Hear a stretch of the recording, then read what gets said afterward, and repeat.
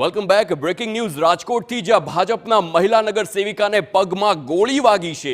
અનિતા ગોસ્વામી નામના આ જે નગર સેવિકા છે તેમના અકસ્માતે પગમાં ગોળી વાગી હોવાની ઘટના સામે આવી છે.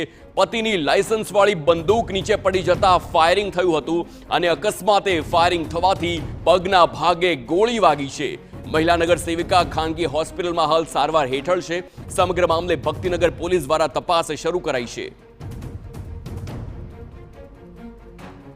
સંવાદદાતા મોહિત ભટ્ટ ફોનલાઈન પર જોડાયા છે. મોહિત, ગોળી વાગવાની ઘટના સામે આવી છે, કેવી રીતે આખી આ ઘટના બની, વધુ વિગતો?